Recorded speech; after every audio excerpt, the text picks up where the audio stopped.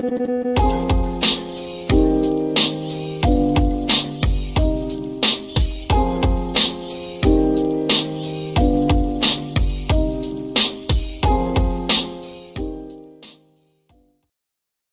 there was no intro. Okay, welcome. Hunley is running around the house looking for a spot for some sort of better service or something. I'm not really a tech guy, but he seemed pretty frazzled.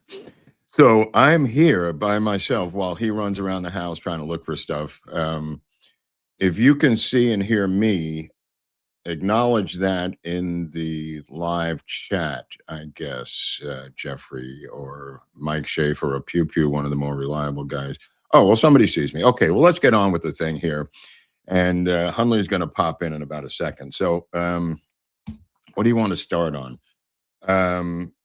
There's a couple of things I wanted to talk about. One was the 47-point drop in Tucker's approval rating after number 47 president called him out. I thought that was quite fascinating. I think Trump waited as long as humanly possible to do that. And I just want to read what Tucker, what he wrote about Tucker, because we'll get into something else. I know why Tucker, this is Trump's Truth Social post the other day. I know why Tucker Carlson, Megyn Kelly, Candace Owens, and Alex Jones had all been fighting me for years, especially by the fact that they think it's wonderful for Iran, the number one state sponsor of terror, to have a nuclear weapon. But they have one thing in common: low IQ. They're stupid people. They know it. Their families know it, and everyone else knows it. Look at their past. Look at their record. Crazy Candace Owens, Megyn Kelly, all of them have now been directly frontally assaulted by President number 47. And I mentioned 47 because CNN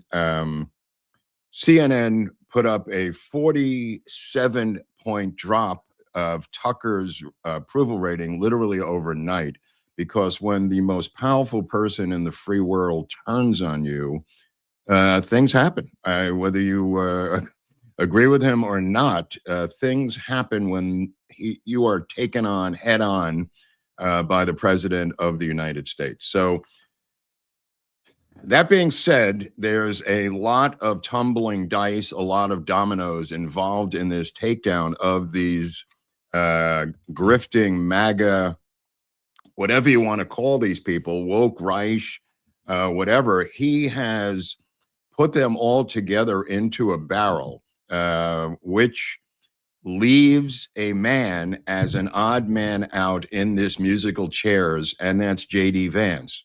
J.D. Vance has said nothing about this. He has a kid working for him as deputy press secretary named Buckley Carlson. This is going to become awkward. I will talk slower for people of you who are busy doing other things.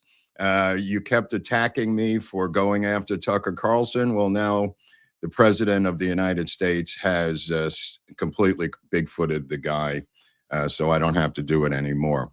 But that being said, Buckley Carlson, who is the deputy press secretary for the vice president of the United States, J.D. Vance, is now in an incredibly sensitive position.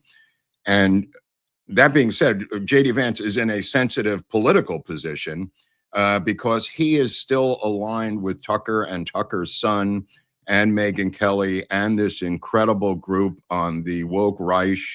And he has said nothing. He is now going to become politically persona non grata.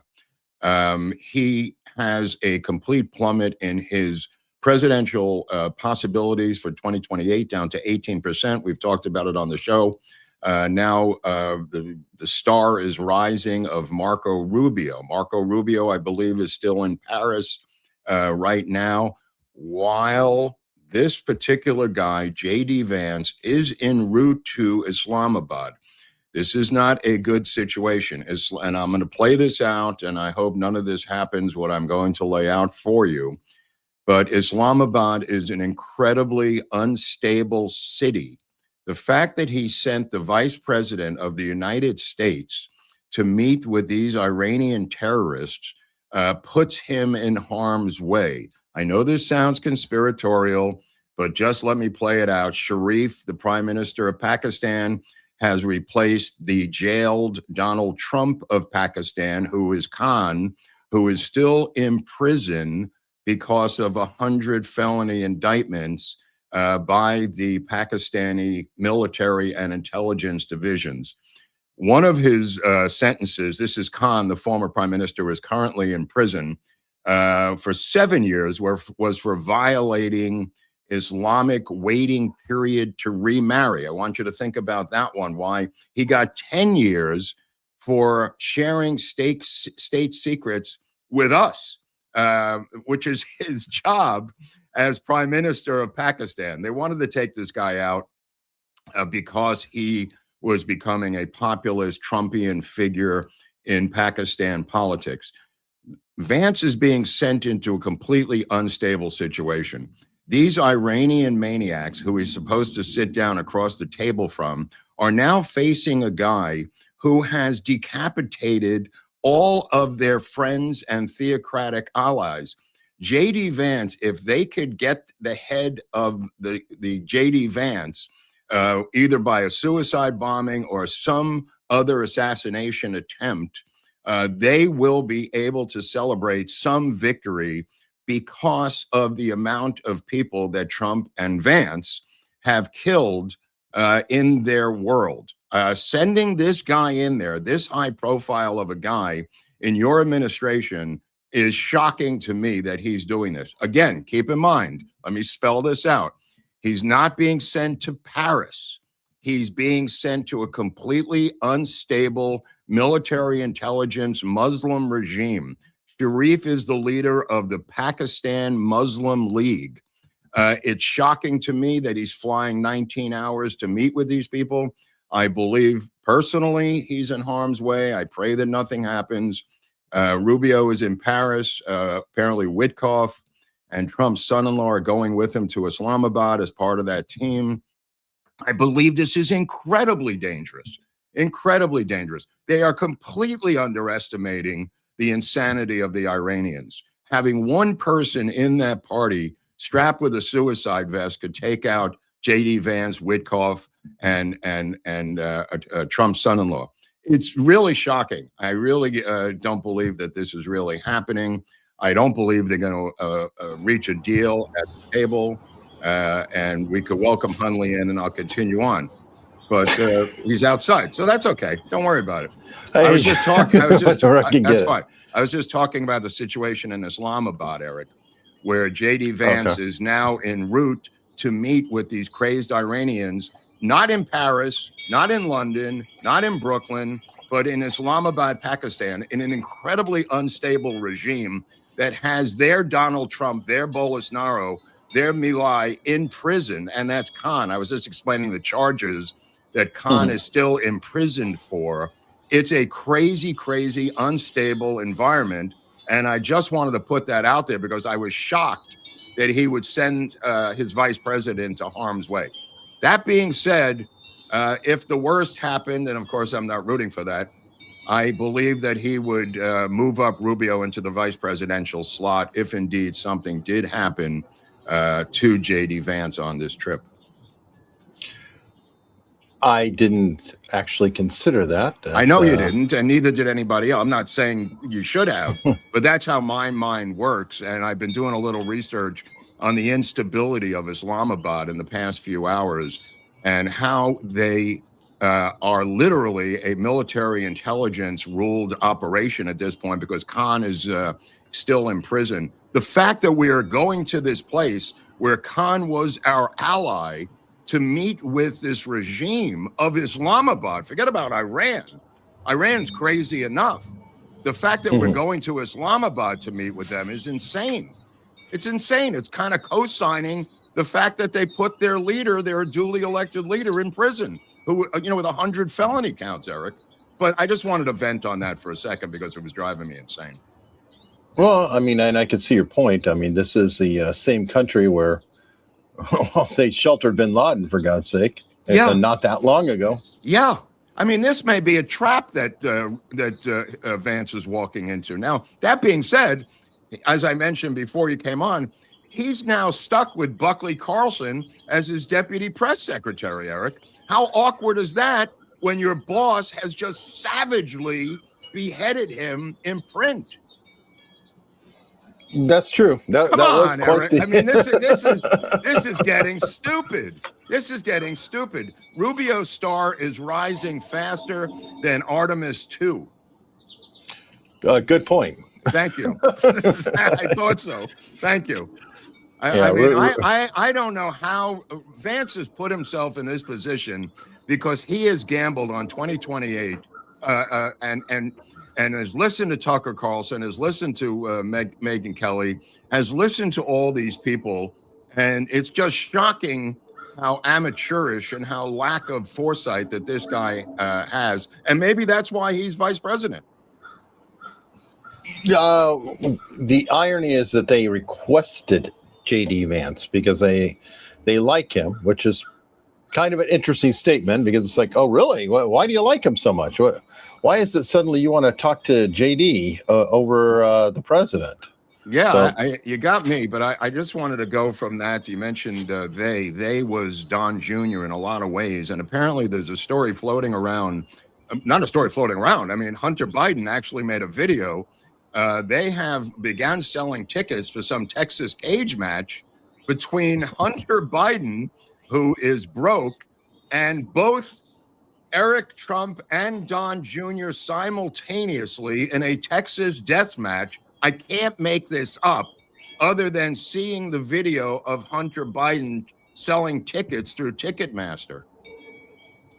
Well, I with his debt issues and the fact that he's on the run from debt collectors, from what I understand. Yeah. I hope he plans on having it out of the country because he could have it anywhere. Don't forget, I mean, even Muhammad Ali had to fight out of the country in the Thriller in Manila because of legal complications in the domestic United States with the boxing commission. So I don't compare him to Muhammad Ali, obviously, but it is some sort of a violent martial arts fight. So we'll see what happens as this story develops. All right, now everybody go ahead and clip Mark's rant, which I do appreciate. Obviously, I'm in a bit of a different environment. Thank you very much. I ran an update on my computer earlier, or it ran, and of course, when you update your computers, half the time they don't come back. So I've got a full day of troubleshooting, or a couple days of troubleshooting. Thank God I have a laptop and I'm outside, but this explains why. It's beautiful. Yeah. Yeah, thankfully. I mean, let me get into some of these thumbnail stories so they don't think we're clickbaiting you, and then we could move on to some other stuff. I mentioned this to Eric a couple of weeks ago about these missing scientists, and I just wanted to put this out there. I don't have the answers to this, but I do have some theories. This is the Daily Mail version of it. There's a New York Post version of it.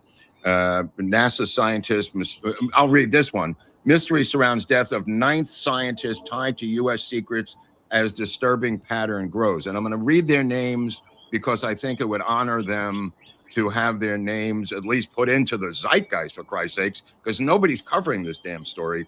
Another NASA scientist mysteriously died without any cause listed or autopsy, sparking questions about whether he was part of a pattern of deaths tied to the U.S. space and nuclear program. Okay, this is now Michael Hicks, who worked on a myriad of NASA space science missions. He died in July of 2023 at the age of 59 over here by me at the California Jet Propulsion Laboratory, aka JPL. Okay, but he's just one of them. He had worked on the DART project, the Near Earth Asteroid Tracking project, the Dawn Mission project, and NASA Deep Space One mission. Michael Hicks, now he died in 2023. Okay, Monica Reza, also at JPL, which people don't realize is in Pasadena, was director of the materials processing group. She disappeared in June of 2025 while hiking and still has not been found. She was literally 100 yards in back of the people she was hiking with on a sunny day here in California. They turned around, she waved to them. The next time they looked back, she was gone. They went back and looked for her, couldn't find her. Okay, Now we have retired Air Force General William Neal McCasland, disappeared in February this year, walking out of his own home in Albuquerque, New Mexico, without his prescription glasses or phone. So he is missing. Now we have astrophysicist Carl Grillmere. Now, Grillmere was murdered on his front porch in February, and Frank Maywald, another JPL scientist, died in July 2024 without explanation. Maywald was a longtime co-worker of Hicks. So these people are all connected, Eric. Two nuclear workers at Los Alamos National Laboratory, Anthony Chavez and Maria Casillas, an administration assistant there, was last seen leaving their homes without critical personal items, Eric, like wallets or phones. Boston fusion energy researcher Nuno Liero was killed at his home in December 25 by a former classmate, Claudio Neves Valente, who came all the way from Portugal to do this work. Now, what is going on? Former FBI Assistant Director Chris Cuomo told the papers that the cases should be considered conspicuous, and maybe that's why he is a former FBI director. That being said, maybe the FBI director should not be drinking beer with the hockey team. Maybe he should be looking for these scientists. And I'll tell you what's going on, in my humble opinion. The ones who were killed fought back. The others have been kidnapped by our enemies. Swecker mentions China, Russia, and even our friends Pakistan, India, and North Korea. They target technologies through kidnapping of scientists. I believe that these people have been kidnapped by one of these intelligence groups through our porous borders, thank you, Joe Biden, and have been scurried back to these countries or whichever country they were working for. Hicks primarily worked on asteroid missions, including DART. They all had different technology areas. There's no bodies to be found. I believe the dead ones fought back and were simply killed because they fought being kidnapped. This is just my theory. Nobody else has any freaking theories other than taken by aliens into a spaceship, which I'm not willing to go there at this time.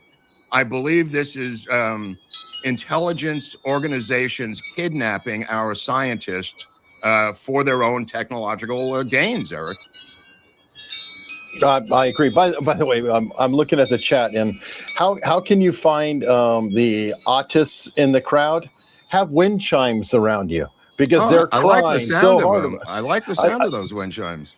All right, yeah, folks, I'm outside at my place. There are wind chimes. It's not a conspiracy. Leave them. The wind chimes are just going up. Please relax. Eric, calm down. It's wind chimes. You're wasting your time with these cats. You're wasting your time. By the way, Mark Halperin this morning picked the loser of the week, and his choice was quite interesting, Eric. He chose Sheriff Chad Bianco. And just like I did last week, he realized and said, when the president of the United States, the most powerful man on earth, picks your opponent in a gubernatorial race, that is something that will make you the loser of the week, Eric. And I completely agree with Halpern about that choice. I'm surprised he didn't. I was going to say, I'm surprised he didn't pick one of the famous four from the Truth Post, but that's cool. Right. No, I mean, he was really on this because he then predicted that Tom Steyer, the billionaire, would end up in a race with Steve Hilton. And he's correct about that, too. And it seems almost impossible to me that Chad Hilton could win that race. So I'm predicting that Steyer will become the next governor of California. Sadly, I'm not rooting for him. I'm going to vote for Steve Hilton. Obviously, I'm not a fan of Steve Hilton, and I'm not a fan of Chad Bianco, obviously. But I don't see, with a 5-to-1 ratio of registered Democrats, they'll vote for a yellow dog. And to them, Steyer, who is an unknown, is a yellow dog Democrat. Well, is Steyer better than Swalwell and Porter? Yes, absolutely. So, yeah, I mean, for California, it's kind of like, what are you going to get? I know. He is. I mean, he's a businessman. He's a builder. He's a billionaire. He's not a guy in the mud like Swalwell and Katie Porter. So anyway, I agree with Mark Halpern on that one. Oh, I agree too. Okay. Well, speaking of California, we've got a follow-up to a previous story, and that is the Ketamine Queen. Headline, I'll read it. I'm just going to deal with that for a second because I don't want to go all the way down the road on the Matthew Perry day. I think it's a sentence. 15 years is way too much. But I do have a follow-up story or a sister story to that, which was in the Epic Times this morning. It's kind of related. These chocolate psychedelic microdosing incidents. There's been over 100 cases in the past year of microdosing overdoses through chocolate, which is filled with psychedelics. Okay, this is for all my psychedelic liberation friends, because ketamine kind of falls into that world. There's been 73 hospitalizations, 29 intubations, and two deaths in 34 states, just over one batch. This is from the CDC this morning. Putting out this alert. It is not a harmless, fun for the whole family batch of psychedelics in chocolates. There's over 100 cases just from this one batch of chocolate psychedelics. Again, this is not cannabis. This is not cannabis gummies. They've now moved on to psychedelic edibles. While you were busy trying to save your children from fentanyl, other forces in the United States have begun to put psychedelic mushrooms and psychedelic psilocybin into chocolate and are selling it on the open market, causing complete mayhem across the country.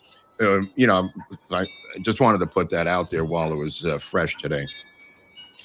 Isn't there a concern now? From what I understand, it's an urban legend at this point, but there is potential going to cannabis, but it could be this as well, about children getting a hold of, look at that chocolate. It's happened a million.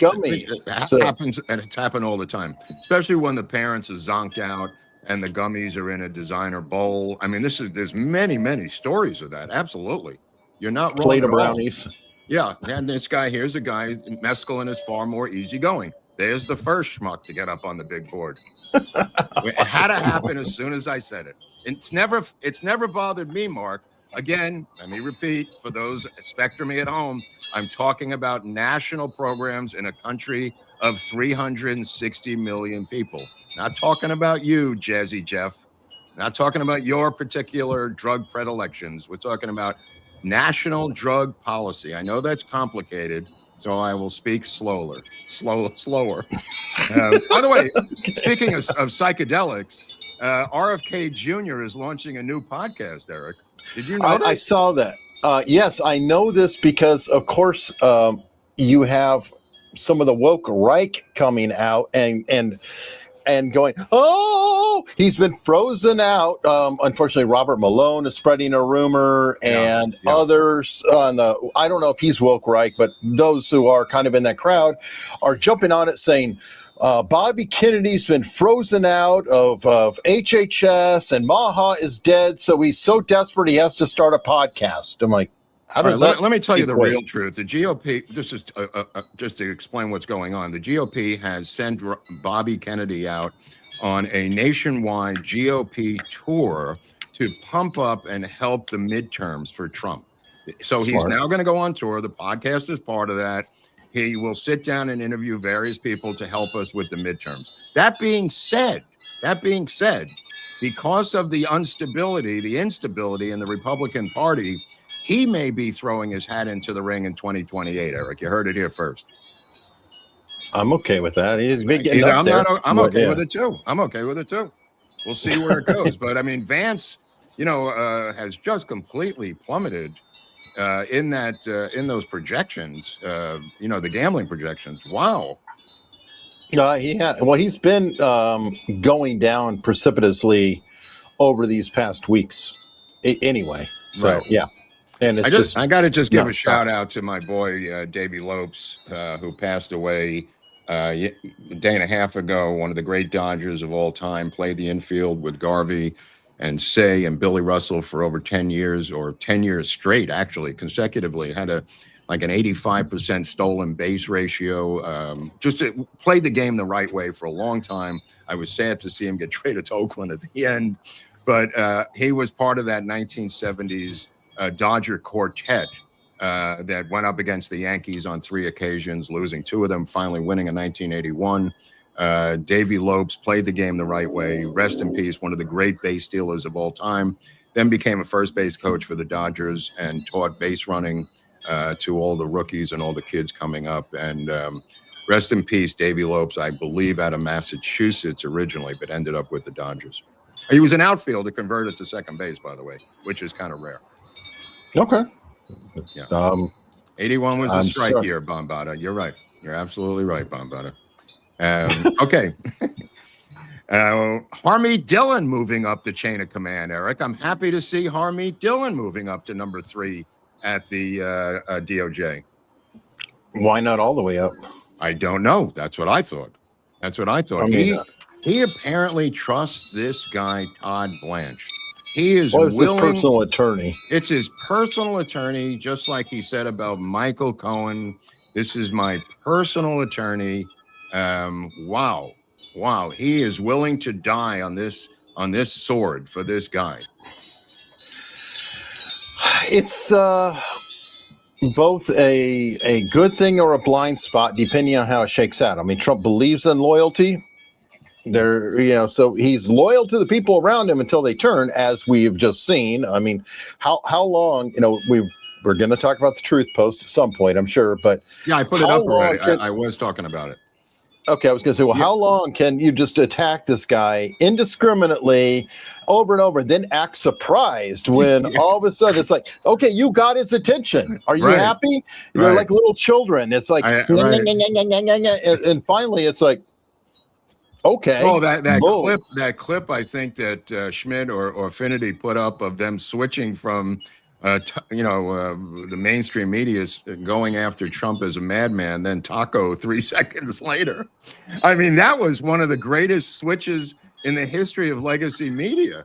Dude, I told you that, what was it, Tuesday night? I said on the show, they're going to go Taco. Yeah. And then right after the show, Sagar and Jetty, I believe it was one of the people. He's one of the first ones I saw. I sent it to you.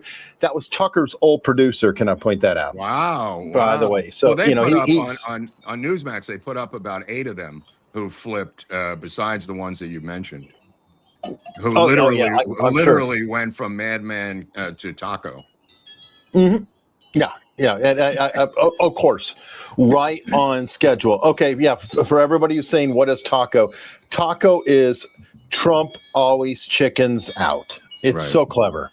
That's why Eric Swalwell was a couple months back eating Taco Bell in a little video clip saying, what's up, guys? And he has a Taco Bell bag and he's eating a burrito. This is where we are, as you pointed out from the beginning. It's nuclear fissionable material or bust, Eric, right? Yes. I mean, I don't. So it's either Gaddafi, Libya, or bust at this point. Pretty much, right, Eric? Am I right or no?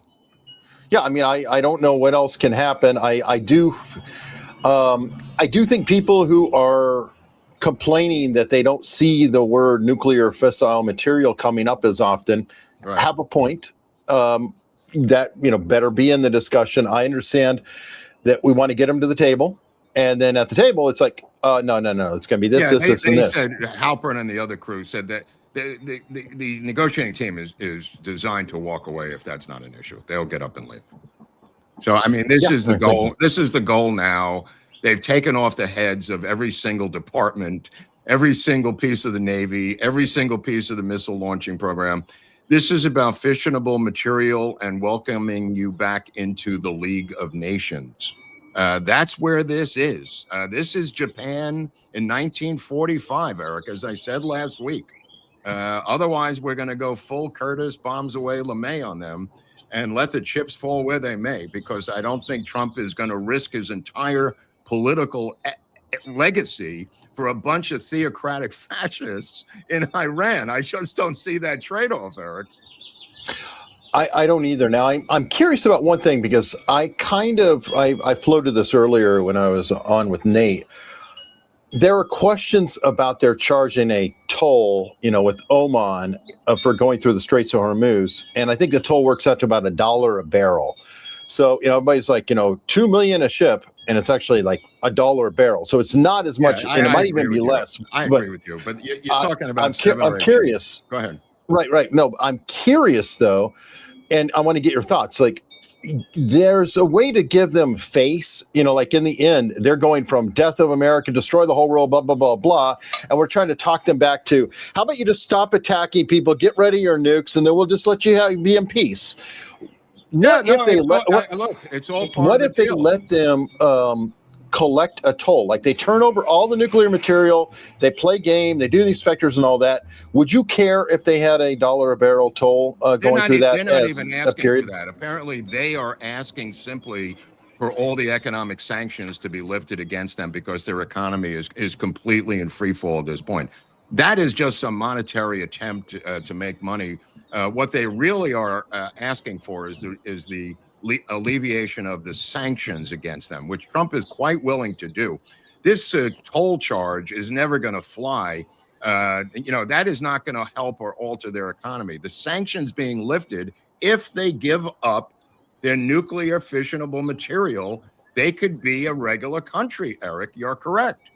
You're correct. Yeah. This is a temporary thing where 7 or 8 ships are going through. They're testing the water. It's never going to fly because Trump is demanding wide open shipping lanes at this point, or he's going to open them himself. That's part of the gamble that he's taking, and rightfully so. Yeah, you're right. You could do anything after the fact. You are correct. I am not opposed to that at all. To be honest, I was just thinking it would be a compromise. Like in the whole, to rebuild your company, you can charge a toll for 5 years, or whatever, some crap like that. After you give up your fissionable material, anything else is possible. Not you're doing this first and you're going to hold the material hostage. That's not going to work, Eric. That's not going to work because they'll say, thank you very much. We're going back into the cave. I agree. Yeah. This is so much fun. My headphones are cutting in and out. So this is just my day for tech work.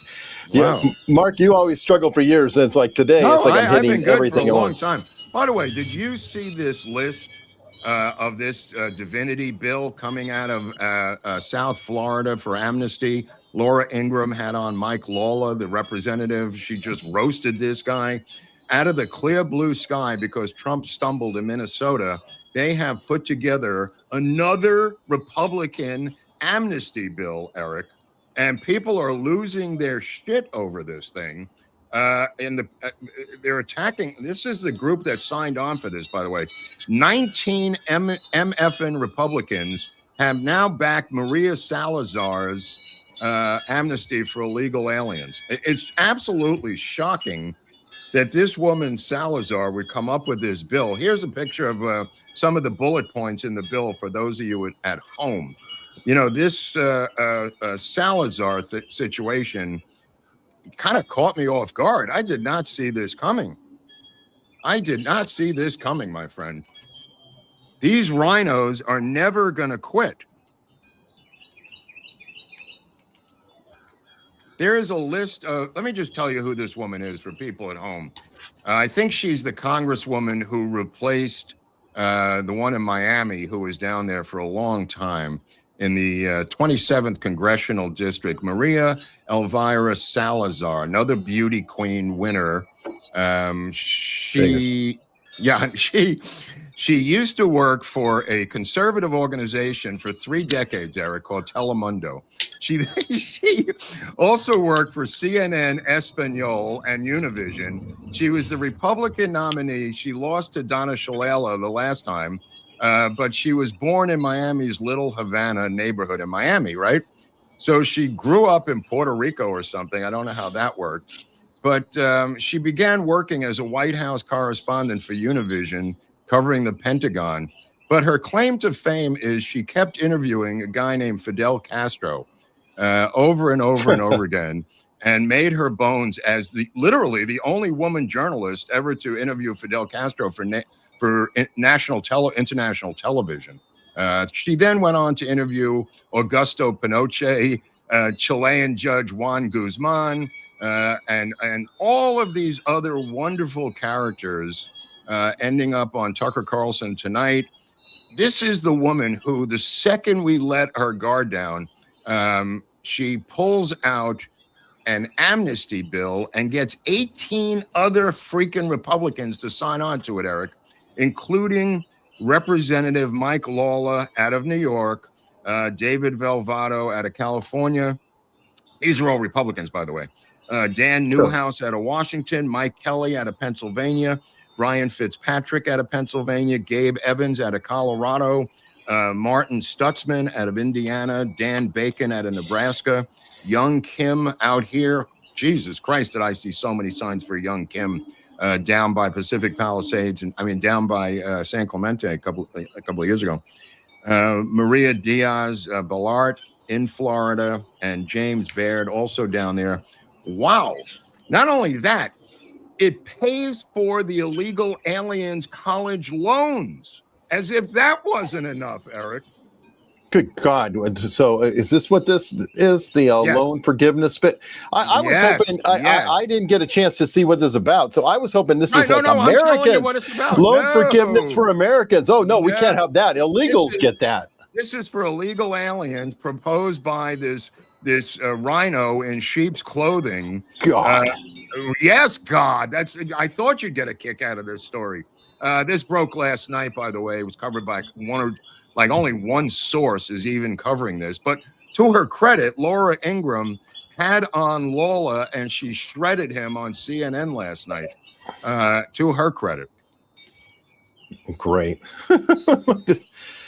I don't know. It is mind blowing. Some of these moves. It truly is. By the way, who is this guy? Only you know this stuff. Who is Sean Palmisano? I don't know that name. So. Yeah, I know you don't know the name, but I'm going to tell you the name that you do know, which is his code name. His code name is Sean Ryan.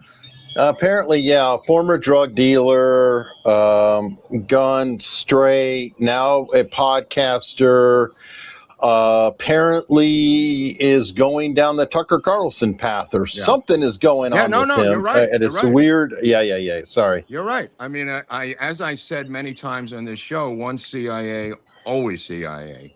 And anyone who follows these CIA people on podcasts are eventually going to get burned. And apparently now people are burned by this guy, Sean Ryan, and his multiple aliases from the past. So can't say I didn't warn you, folks. Stay away from podcasters or government officials like Spanberger, who's now ruling over Eric, and her popularity has plummeted, Eric. You know what? I mean, this is the worst state to sit there and go, "Oh, she's on." Who cares?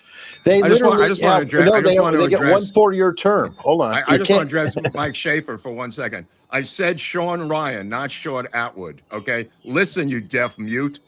Oh, come on, he's a good guy. No, I know. I'm saying that tongue in cheek. Yeah, I know Sean Atwood, and so does Mark. Mark's been on with Sean Atwood at one time. Again, I was emphatic, so of course Mike Schaefer had to pull up another guy to smear his name. That's not right, bro.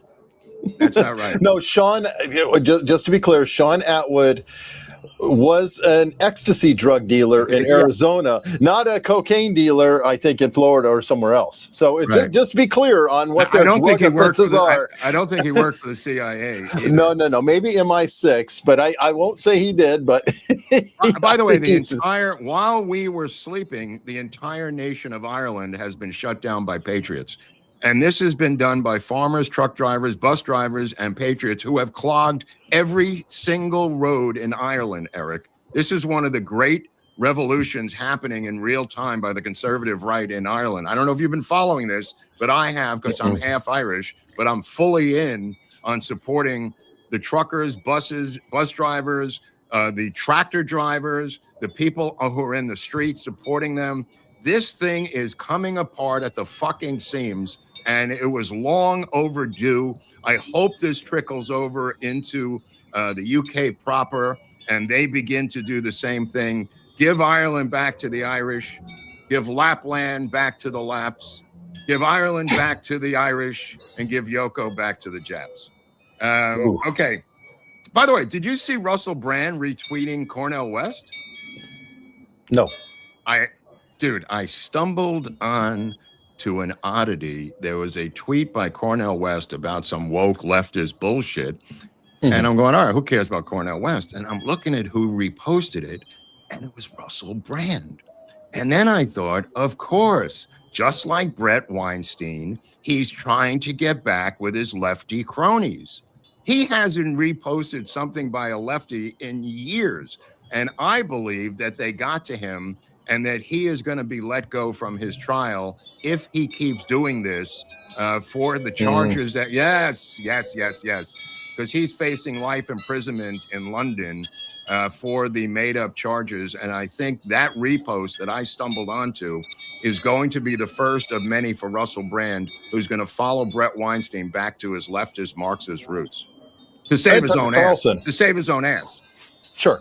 I mean, well, it's a good time to do it because Tucker Carlson's already platforming essentially leftist or some just fringe characters. Like, I don't even know if they're leftist or what they are anymore. It's just kind of a mess. Nobody knows. Kind of a mess. Nobody knows. All right. Well, interesting headline that came out this week. You know, the Gilgo murders, right?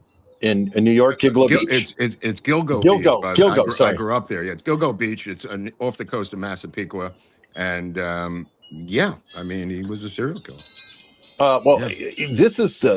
This guy is, he is so proud of himself. Just watch, look at that expression. Is that a guy? He's a psycho. He's obviously a psychopath. You know, he's a mad dog killer. But Gilgo Beach, if you grow up on the South Shore of Long Island, everybody went to Gilgo Beach. So I'm glad they finally got the guy. It was complete incompetence on the part of the police for many, many years. New sheriff in town solved this case, which has happened so many times in our lifetimes, where there's been a change of administration in law enforcement and crimes get solved.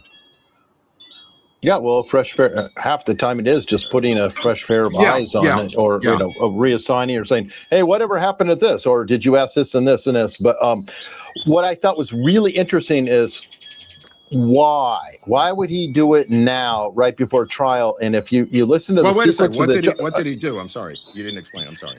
Okay, he is a serial killer who strangled 8 women. He was charged with 7 and took credit for the 8th. So he kind of, cleaned up the whole mess. While he was getting read from the judge saying, you do understand by pleading guilty, you can't cross-examine, you can't have a trial, you can't, he's agreeing. And I'm like, why is he so happy? Why is he doing this? Why not go through the trial as smug as this guy is, so he could sit there and have people, express their pain, which is typical killer will do. At the very end of the 4-minute sequence, his lawyer said, oh, it's also noted that he is supposed to talk to the behavioral science unit of the FBI. And I thought, that's it. He's going to be immortalized in those interviews, like Mindhunter on Netflix. And I think that's why he did it, is it gets him off. Just like BTK was really happy about saying, oh, I did this, and then breaking it down. You're right. You're definitely right. Wouldn't it be interesting with somebody like that to say, you're going to make your plea in judges' chambers? Nobody will see it. No video, nothing. Ooh. You're going to do it in obscurity with the judge. Congratulations. That would be just so perfect. Ooh, he wouldn't like that, Eric. I think it would be well, I mean, keep in mind, some of these interviews that go viral. I could only mention Stephanie Lazarus, the woman that I interviewed before she was caught through DNA. And then her interrogation went viral on YouTube for years, Eric. And I was the last one to interview her when I was covering the LAPD for the LA Weekly. But they put her away for life imprisonment. She came up for parole a couple of weeks ago. I was going to ask, how'd that work? She was turned down. She was turned down. Oh, good. Yeah. Well, there was actual questions. You went on 2020 because there were questions whether she would get parole. Yes. That's why I was on 2020 this summer. Yeah, about Stephanie Lazarus. But yeah, I mean, she's not a serial killer, but she's a murderer who got away with it for 20 years and was caught by her DNA, by new cops. Yeah. And, I'm still astounded that she was even up for parole, because it was like she really hadn't been locked up that long. It was like, I know, 14, 15 years or something. Yeah, it is shocking. It is kind of shocking, but it is LA. And I'll tell you what happened this morning. Karen Bass, and I've railed about this for years, about mayors controlling massive police armies. The mayor of New York, the mayor of LA, the mayor of Chicago, they all control through appointments these 10,000 man armies that they can do whatever they want with. Well, apparently the Marxists on the LA City Council are trying to wrest control of the LAPD as a police force from the mayor's office by passing legislation that the city council would control the LAPD. And this actually made it to the front page of the Post this morning, about this issue coming to the foreground now, with the Democratic Socialists on the city council trying to take over the LAPD and have their own army. This thing is moving at lightning speed. We've got the mayor's race here with Spencer Pratt gaining ground on Karen Bass every waking hour of the day, and Nithya Raman is in there. She's the socialist candidate. There's another Chinese communist woman who is another socialist candidate who has got about 3 or 4%. But the top three are Nithya Raman and Spencer Pratt and Karen Bass at this time. But this is my favorite one. This woman here is about 350 pounds of socialist meat. This one here. And she was one of the leaders of the defund the police movement, and a couple of weeks ago demanded that the police protect her during her backyard barbecue.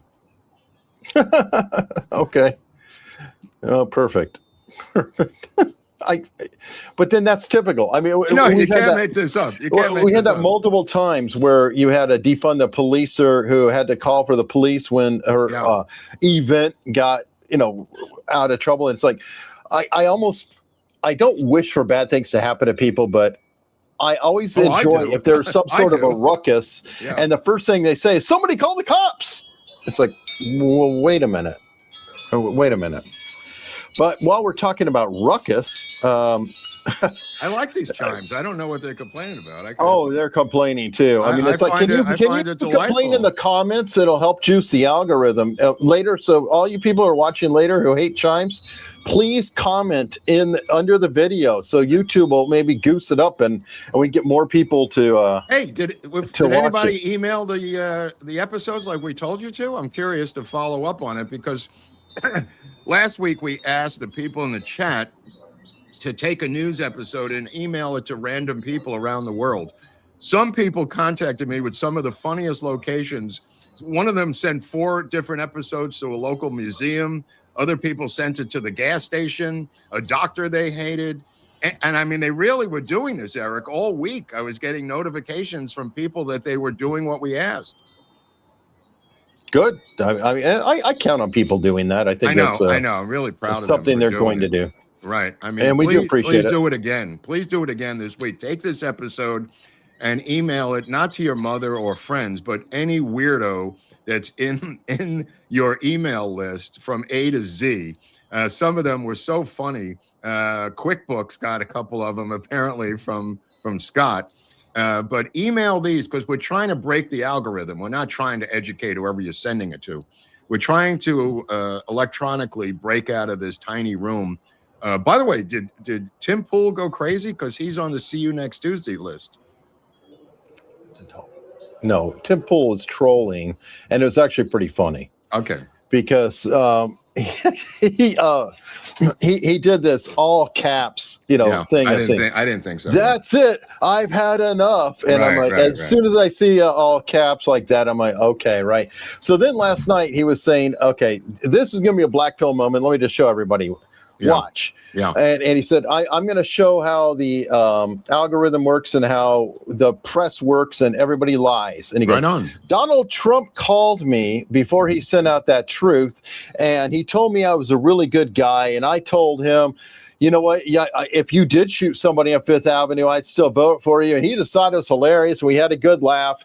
Wow. And then, that was it. And he kept going with the show. Sure as shit, people clipped that segment. Oh, no. Even after he said, I am going to do this. No. And then they spread it all over the place. I think, was it Daily Beast? Anyway, multiple people were putting it out there, and he's just laughing his ass off. But you knew he was trolling because he answered Krasenstein. It was Krasenstein that shared the Trump truth post, and Tim Pool responded to that. It's like he'll never respond to Krasenstein with something serious. Oh, it's I see. automatically a troll. That's funny. But that's funny. But here's some people who aren't trolling. They're just old school, grumpy, old and middle-aged men. And that is Chris Cuomo and Bill O'Reilly getting into a shouting match over Iran's nuclear capacity. It's great. my show, pal. It's a very short clip, but it is still pretty funny. Okay. That is only one step in building a usable nuclear weapon that could take additional complex steps that could take months or even years. All right, look. That's the context. You can believe what you want to believe, but No, I'm Bill. believing his words. Just say I'm corrected. Let's move on. I'm not going to say that because it wouldn't be true. You made the mistake, and this is the quote. I did not make a mistake. All right, go ahead. Keep quiet for a second. No, it's my show, pal. If you don't like it, you don't want me to read the quote because it's going to make you look foolish. Read it. Guido is back, folks. Guido is back. Is he the stupidest man in podcast world or not? I mean, nobody is dumber than Chris Cuomo. I mean, well, nobody's dumber or more confident at the same right. Well, time. There is a thing called it's an American characteristic of grandiosity and stupidity. That apparently it's one of our national characteristics. That has been there's something called the Dunning-Kruger effect. They actually did studies on that. I don't know about that. Is that the same thing, or the Dunning-Kruger effect is they did a study that showed that people who knew just a little bit about something like that or just introduced to a new topic think that they are far more qualified than they actually are. Okay. And then people who are actual experts at a subject, they rate themselves lower. Like it's similar to the whole thing of I think they've done surveys and 67% of people find themselves to be expert drivers. Oh my God. Things like that. And that's kind of like a brief Dunning-Kruger, but this is not Freddie Krueger, you're saying. This is not Freddie Krueger. No, this is his smarter brother. His brother, Dunning-Kruger. Okay. Yeah, the smarter brother. No, but this guy, I mean, interestingly enough, it's either you want to stop Iran from getting a nuclear weapon or you don't. That's where we are. That's it. It's a very simple idea. But you don't understand, Mark. It's the Jews. No. Do you support Iran having a nuclear weapon? And that's kind of where Trump has said he's not going to. That's his red line, right, Eric? Only since 1980. Before that, yeah, it's uncertain. Before that, it was other stuff. But since 1980, he's talked about preventing Iran from getting a nuclear weapon. Apparently, this woke MAGA Reich is completely shocked that he would do something that he said. Yeah. By the way, we may have somebody coming on next Tuesday who can enlighten us about the woke Reich very specifically and on point. So we'll see a little bit of a tease for everybody, but Tuesday it's tentatively scheduled that an expert in it's called woke right by this individual, but will be coming on to talk about that. So you guys may want to look. Let me ask you something. What's going to happen to these podcasters who were called out now? Because they clearly can't go back. They've crossed the Rubicon, and I'm talking about for 2026, 2028. Where do they go, and what damage can they cause, if any? It depends. Like Alex Jones will be okay. I mean, he's been on the fringe forever. He'll always be on the fringe. He's a fringe guy, whatever. But you could tell he was hurt by it. His reactions were very, very sulky. Yeah.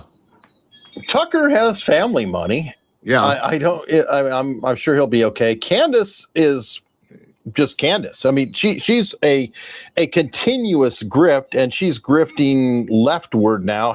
For audience are leftist females who What about hate the Trump big, anyway. the big So gorilla? I mean, Megan Kelly. What about Kelly? I think Megan is the one actually who may suffer the most from it, but we'll find out. And again, their audiences are so big, it's not going to be an immediate thing. And by the way, yes, everybody, their audiences are much bigger than Mark and mine. I know that.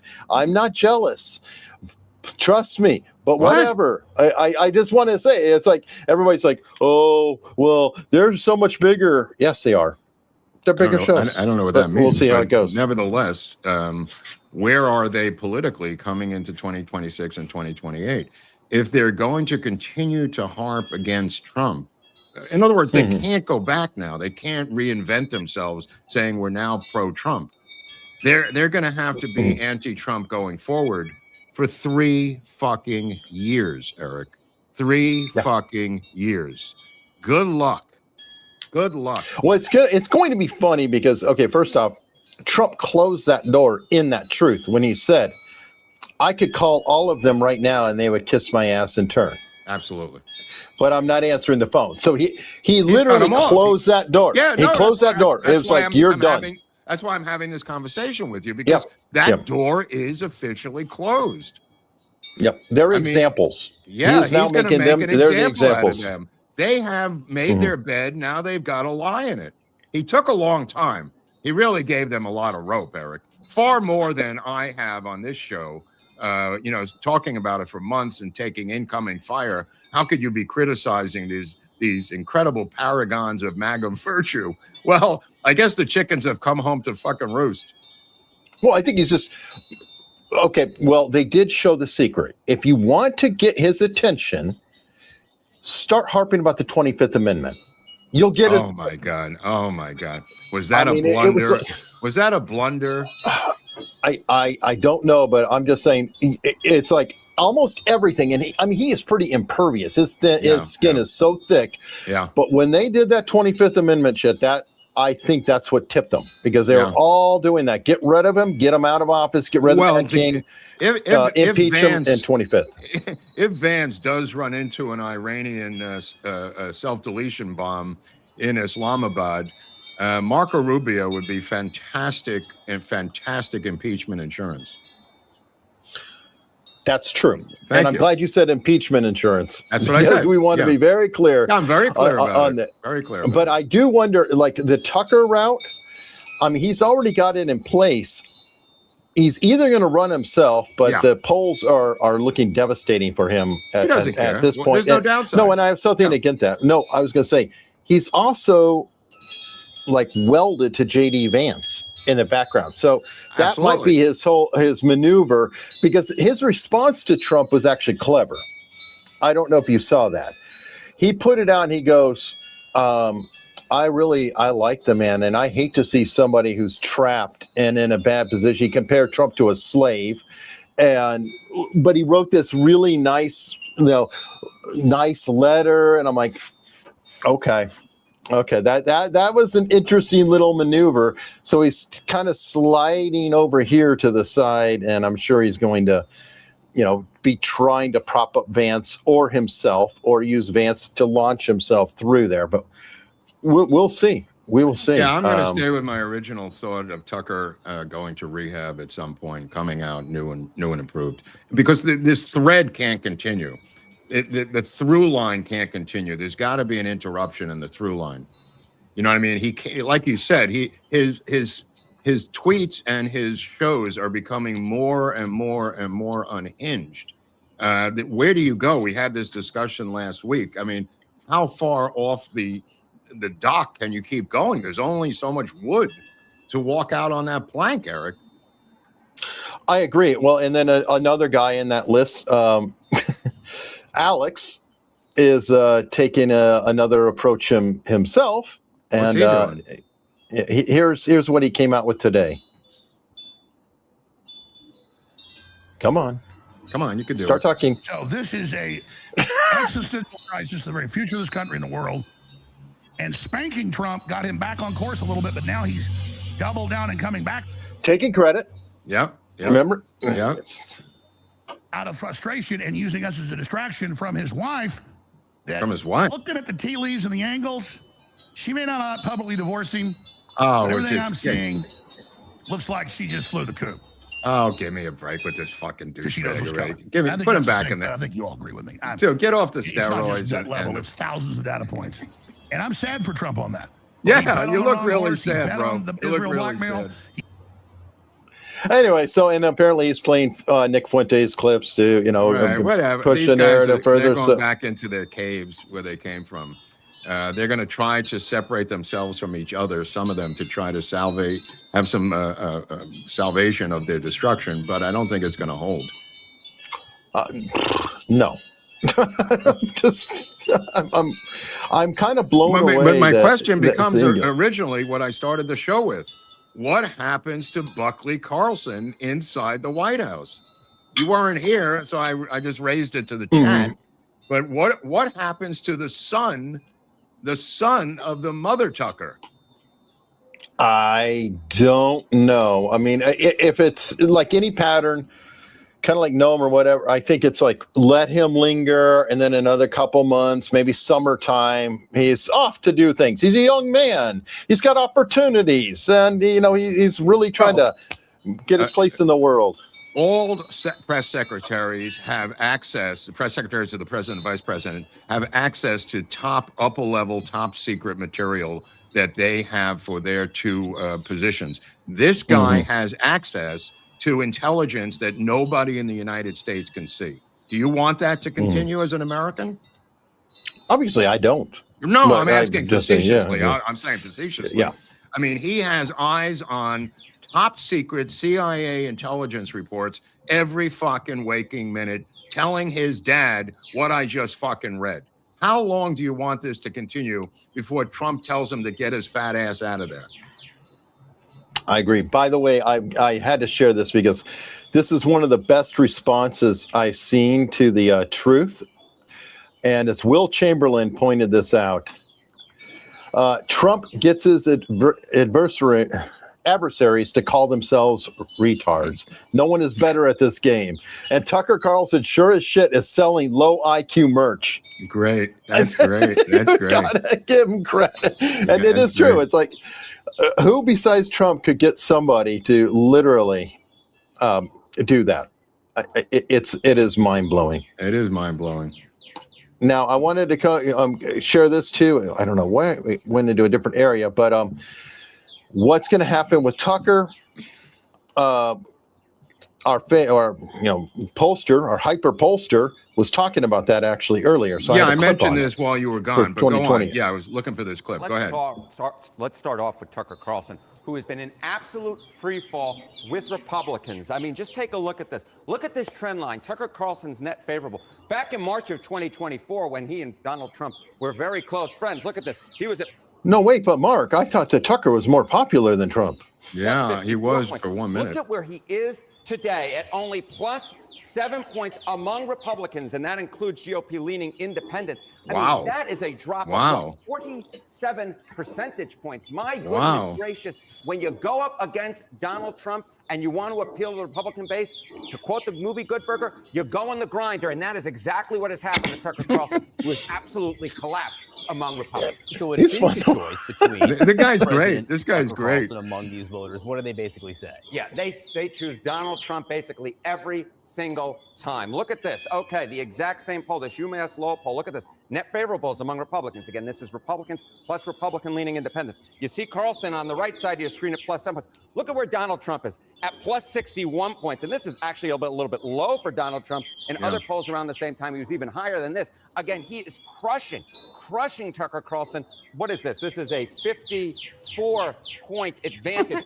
for Donald Trump over Tucker Carlson when it comes to who is more popular among Republican voters. And of course, this isn't even just talking about the MAGA base, where Donald Trump is running an approval rating somewhere between 97 and 100%. Okay, so what does this mean for Tucker Carlson going forward? Say Tucker Carlson wanted to build some kind of a platform where he could run for office, say president. Yeah, okay. So you see Donald Trump crushing Tucker Carlson here. Take a look at this. Look at the Kalshi prediction. This is what gets really good, and I'm deliberately breaking up the clip, but he's going to be talking about election for 2028. Markets when it comes to his chance, Tucker Carlson's chance to be the 2028 GOP nominee for president. It's just 5. When you can put it on one hand, you know it's low. It's just 5% that Tucker Carlson actually has enough support within the GOP, at least those who are putting their money where their mouth is, to actually be the GOP nominee in 2028. Well, what is Rubio Vance is 18. Vance is 18. Okay, so again, in this imaginary world, you know, if the Rubio's like 30 something or 40 now, right? Yeah. prediction markets are wrong, He's going to be Tucker the Carlson nominee. were to become a candidate, how might he do? Okay, why don't we take a look against the most likely Democratic nominee, Gavin Newsom? And this is, I think, so important because it's not just that Tucker Carlson struggles now with Republicans. He is electoral poison when it comes to general electorate. Wow. So Gavin Newsom versus potential GOP nominees in the 2028 presidential matchup. Against Tucker Carlson, look at this. Gavin Newsom crushes Tucker Carlson by 11 points. J.D. Vance actually beat Gavin Newsom in this poll by 3. So Tucker Carlson, very much struggling, runs way behind the GOP baseline in the general election as well. You pick Newsom because he's leading in some of these early polls. He's the most likely Democratic nominee in the prediction markets at this point. Interesting. Vance beats him right now, but Tucker Carlson, not so much. Not so much. Not well liked among Republicans and not well liked, hated among the general electorate. Harriet, thank you very much. Thank you. Well, they didn't have Rubio. And it's getting worse. Yeah, it's getting worse because this is early. This is going to grow. This is going to grow now. A lot of people didn't hear about the Truth Social post, and that's going to take a few days to spin out because there is a war going on and some other issues. Yeah. No, I mean, it's interesting bit here. Here we go. This is what I was telling you about Tim Pool. So here is the clip that people actually took and they ran with this clip, which is unbelievable. Donald Trump personally called me before he made this statement, thanking me for having his back and saying that I was a good friend. And I said, Mr. President, I will stand with you always, no matter what you do, even if you shoot somebody on Fifth Avenue. He laughed. Yeah. And we had a great time, and he's a good man. That's great. No, that's a great clip. He's doing it so straight, Tim. And look, here it is. Believable. Wow, Donald J. Trump called Tim Pool and called him a good friend before he posted his Truth Social post. But literally, the second before he said that, and he said, anyone who watched it, read the replies. For all the love that is holy, if this isn't blackpilling, I don't know what is. Brilliant. I mean, and here is. This is the embarrassing part. Right. It went to Grok. Grok is now quoting it as true that Trump talked to Tim Pool personally. Hold on, there's a guy over here named Egg Shen who says, "Take the fucking hat off. I might believe you, Eric," in the comment section. No, that's Tim Pool. He's talking about Tim Pool. A lot of people hate the beanie, right? Or he could be talking about your hat. But no, I thought he was talking about me. I think it was Tim Pool's beanie because a lot of people are like, what? And the beanie is. He actually was wearing it when he met Trump, so he's wearing a suit and the beanie. Yeah, why does anybody care about that? It is just you're Hollywood, so you're like, it's a look, it's a deliberate, caricature, or whatever. But why would I care? Why would I care? What fascist conservative bone in my body would make me be concerned about what some other fucking person wears? I mean, it's just bizarre to me. That being said, do I think NATO Can the birds please shut up? That's funny. Nature, that's what it is okay, folks. They hate nature. They hate no, nature. No. The rest of the time, when we're on, be sure you stay and watch us. But when we're not on, you might want to go outside. It's healthy. Just trust me. These people have not been outside since the 70s. These are the ones who were terrified about having a treehouse as a kid when their father was begging them to get off their fat asses and go outside and play. All right, somebody asked, Eric, Mark has not been on IRL. I've been on IRL, but we've both been on the culture war with Tim Pool. Okay, I'm glad you solved that one. Can we show this crazy woman up in Canada who has now expanded the LGBTQ LMNOP? Yes. Because that's my favorite one this week, and it was covered by Newsmax again last night and explained. which I now have lost. I wrote it down somewhere. Now I can't find what it was because the guy explained every letter, Eric. Right. Actually, I have the article too, but here we go. Yeah. I could tell you what it means momentarily if it ever opens. Good. I wrote it down somewhere. Okay. Now I don't know where the fuck I put it. It is okay. First off, I mean, just the initials are rough, and it is MMIWG2SLGBTQQIA plus, and that stands for Missing and Murdered Indigenous Women, Girls, and Two-Spirit. Two-Spirit. A term used by the First Nations to describe people who embody both masculine and feminine spirits. Lesbian, gay, bisexual, transgender, queer, questioning, intersex, and asexual people, and plus, in case they forgot anybody. So that is what that means. But rather than showing only her, I have somebody else who did a proper breakdown over this. Lyle, who we've had on before, he's done a good job with Candace Owens. He's doing a little bit on this. They provided $0 to deal with the ongoing genocide of MMIWG2SLGBTQQIA+. And for those of you fascists who don't know what that means, it's obviously missing and murdered Indigenous women, girls, and two-spirit, lesbian, gay, bisexual, transgender, queer, and questioning, intersex, and asexual. And we decided that the best way to honor these murdered and missing women was to lump them into the ever-growing category of gender identities and sexualities. Okay. We're also expanding that list to include the PWPPOTPs, or people who prefer pineapple on their pizza, as well as the WENTCWTPLs, or white empty nesters that clap in the plain land. We will also be expanding out to the LXBM, TATT, MT3, SABR, 31, FAT, WOWO, ABAIC, which of course refers to the Latinx busty MILFs that ask to try more than 3 samples at Baskin-Robbins 31 flavors, then walk out without actually buying Dude, any this ice guy's cream. a genius. So Dude, this guy's we're great. going to have the full alphabet soon. So, oh my God, what a fucking super genius. sad about the murdered women, though. Super sad about this. I had yes, hers is funny, but this guy did a great job with it. He's the king. He's the king. Holy crap! What a performance! That guy's brilliant. Man, that is difficult. And he slaughtered Candace Owens too. Remember, he was the whole. He's like, okay, Candace, all right, we're gonna do this. Wow, that was wonderful. That was boy. I don't know if you saw Greg Kelly last night, but he was starting to bleed from the face. Oh yeah. I've got the sequence. Hold on. I'm like Mark is obsessed. I cannot be obsessed. But I have to show it as it goes because I'm watching the text come in. Yeah. Mark just wanted to show me, it's a shaving cut, and then it was like it was getting worse. I'm getting this more and more sending it text to you in real time. I know. Okay, it was funny. It was like the commenters. Greg Kelly, who's a newscaster on Newsmax, came on last night with a cut, like a deep cut from shaving. It was quite obvious it was from shaving. And it was bright red and very bloody. And I thought, why didn't they put like a Band-Aid on it or use a Steptic pencil or something? But then I proceeded to watch the show, and this is what happened. It got worse. Hold on. Let me get, there we go, some backlight. All right, so this is what it started, okay? Right. But Now, it's a shaving cut. It looks almost like a blood drop or something. Yeah, that's a little distracting. So obviously time goes on, and it's starting to spread a little. I don't know if he wiped it, but it's a little. His expressions are perfect where you're catching them too. As we go on here, we're going, and it's like, it's starting to look almost vampiric. Like I am getting possessed. You know what? This is an Alex Jones look. I want Alex Jones' voice to be doing a voiceover here. I'm going to be haunted, and then it's going to wipe it. Something's there. He goes to wipe it, which makes it worse. So anyway,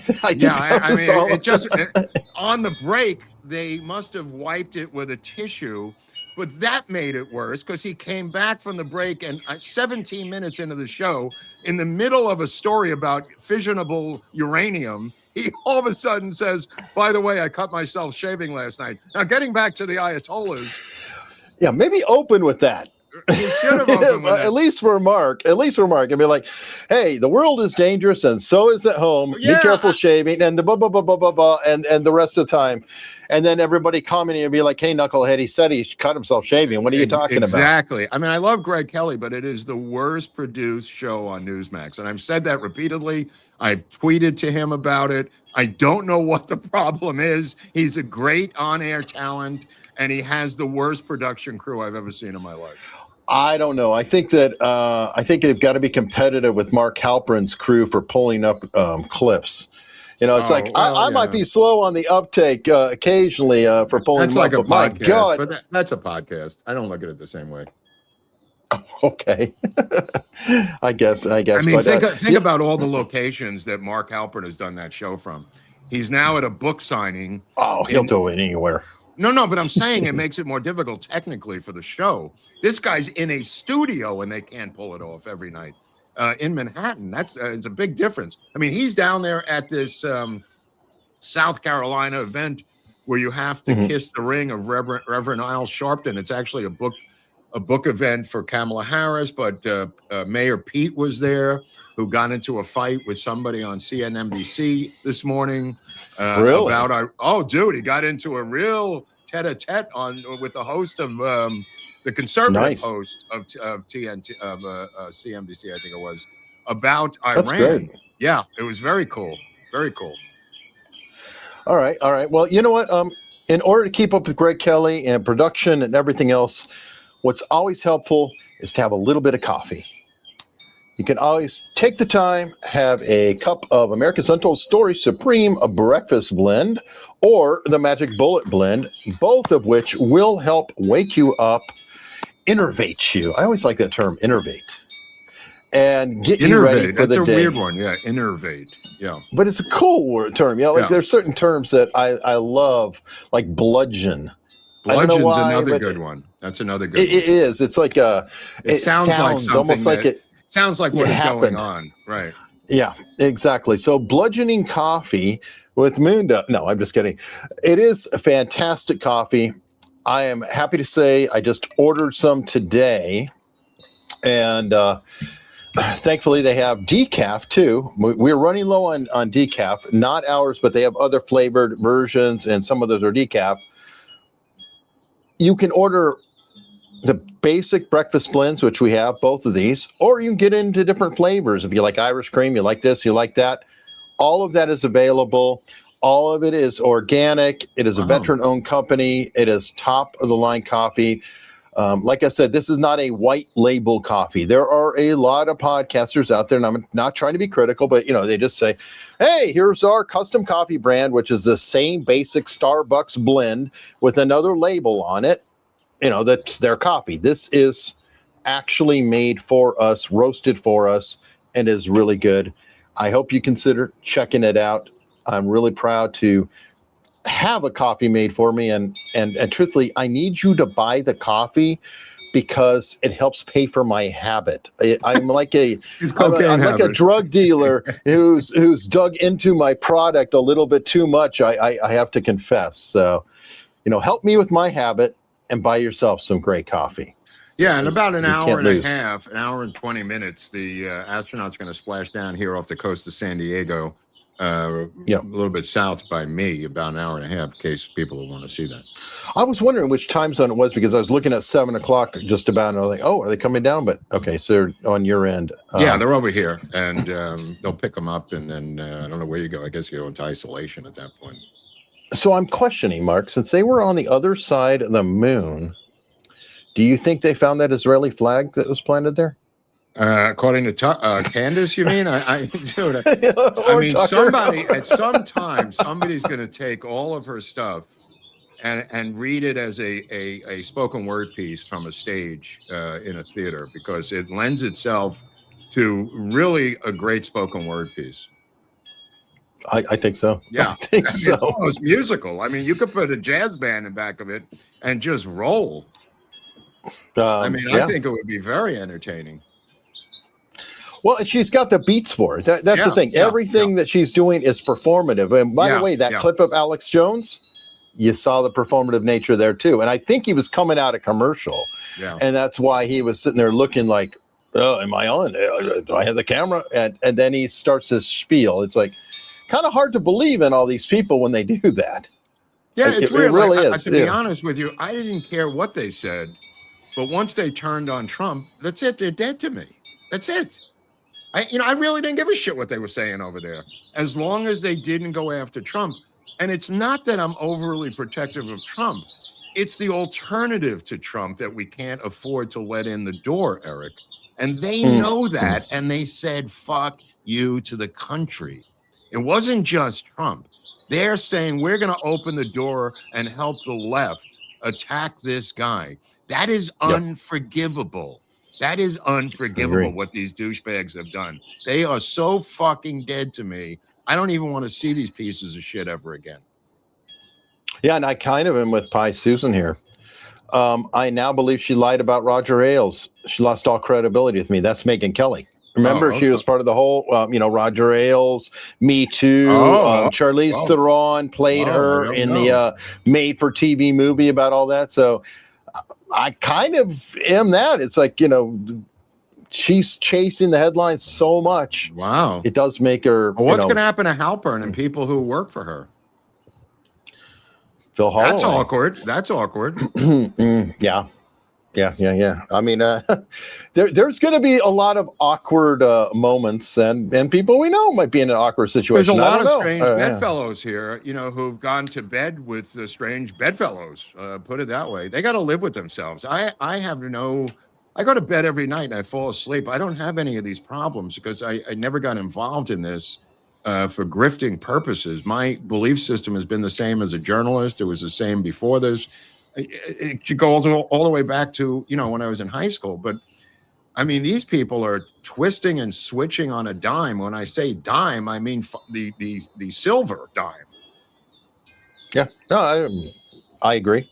Same thing here. And good luck. That's all I can say. There are people, Crowder's out there. He's doing fine. He was critical. There are people who are critical. Trump, hell, we've been critical in the same show. We're defending him one minute. We're critical the next minute, saying, hey, we don't like his hiring practices. But it's just calling balls and strikes. So it's not a big deal. But the people who are just actively grifting off of him, they deserve it. They wrote it in. Yep. And now they want to burn it down. Well, don't catch yourself on fire. Have you seen those clips like that one guy who was throwing a Molotov and it bounced and it caught him on fire? Beautiful moments like that. That's sort of what we have going here. Yeah, that's a good analogy. That's a good analogy. So let me see. We've got some people who are going to help us financially, which I always appreciate. We got Robert Romano, 74, is a new member. Always appreciate people who are getting memberships here and gifting memberships, etc. Let's see. Vance is there to record their heartbeat rhythm for future use.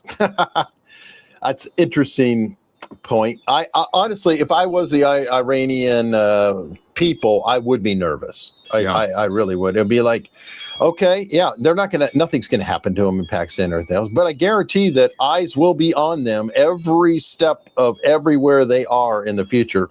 Probably are on them right now, or were on them when they were traveling. Well, are you talking about the Iranian foreign minister? Yeah. The same way they tracked down our guy. The Speaker of the Parliament, you're talking about those two.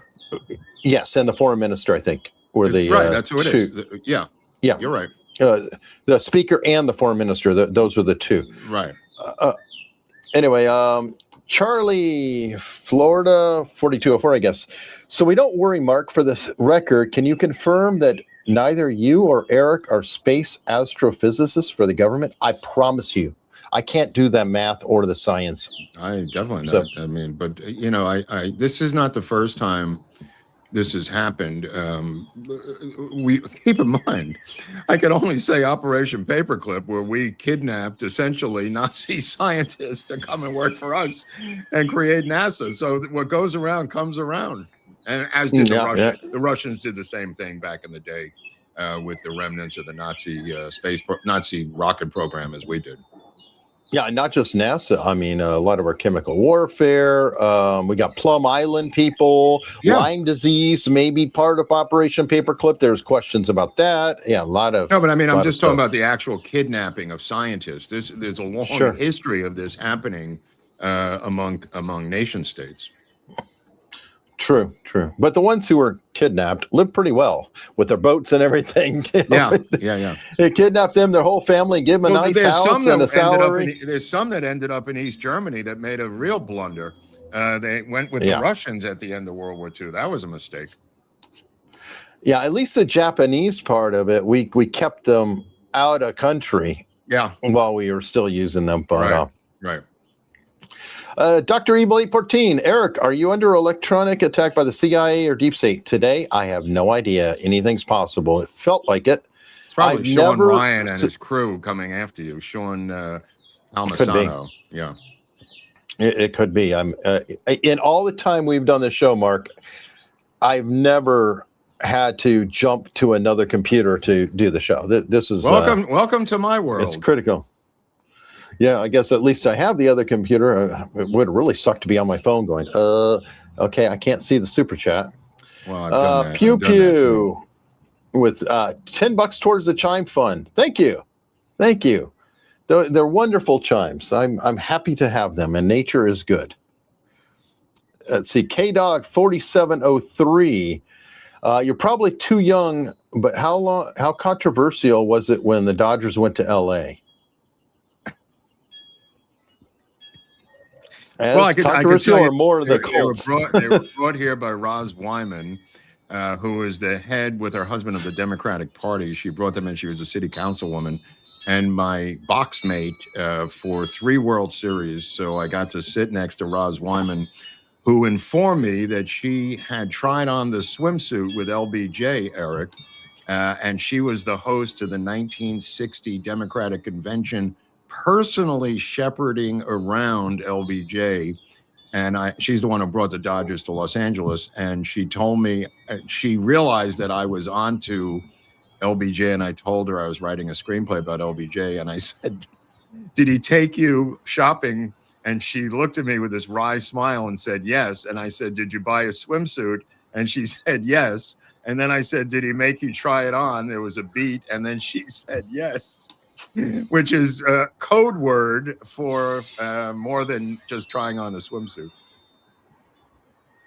Yeah, it's a good story.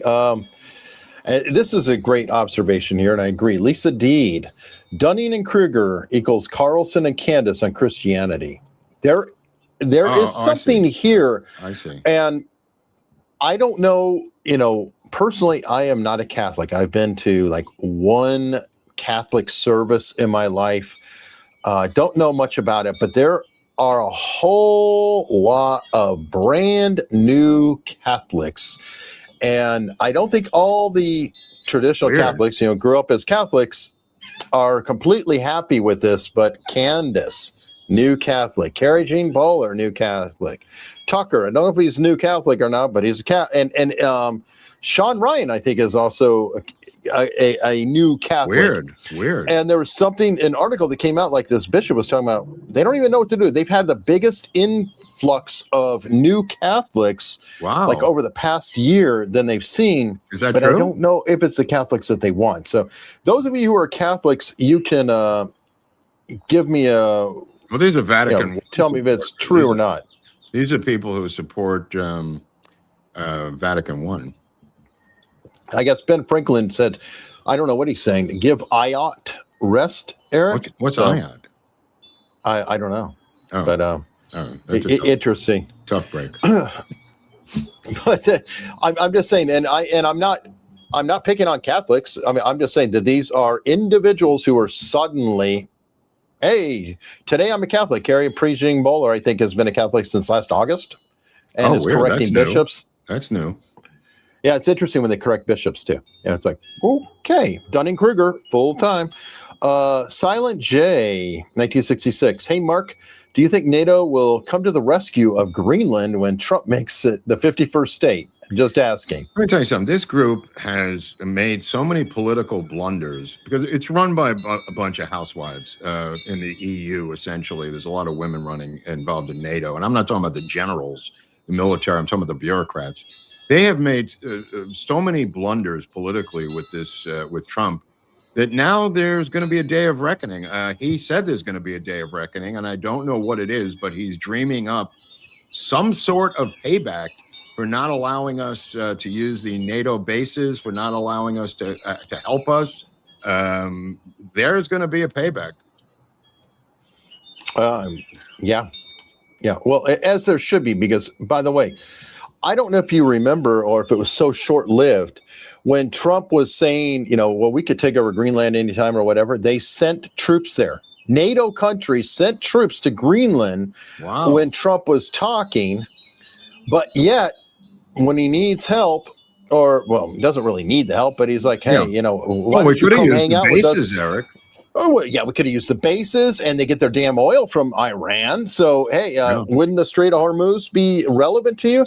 So I'm sort of with the mindset where let them lock it down and leave. Good luck to you all. Go get your oil. I completely agree with you. Fuck these Marxist socialists who are running these places.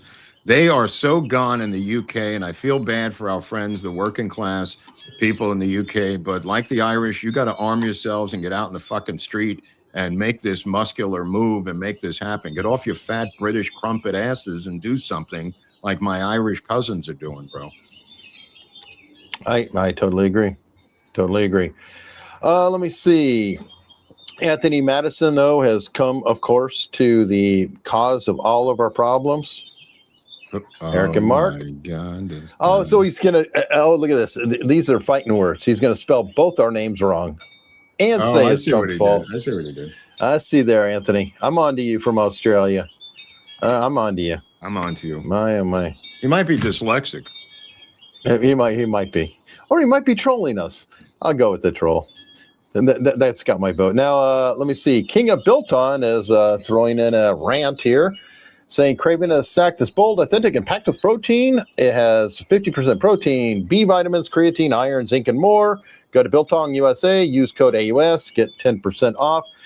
I will say I actually had a little bit of Biltong last night. My wife got trapped onto a phone call with her family, and I'm kind of going, okay, I'll heat something up, and I'm not allowed to use the equipment all the time. Of course so not. Like, she knows. She knows. Well, it's like, okay, you're going to eat what you're assigned, but I get a little wonky if I don't have food, and I tried it. I threw some Biltong, and it actually worked. It was like, whoa, it was perfect. Knocked the edge off completely. Yeah. High protein, so always a nice deal. Teddy Ballgame 1 said, love the show, but innervate means to weaken. Okay, so apparently, I think somebody else said that too. So I thought it was like energized, but there you go. I sit corrected. I thought so too.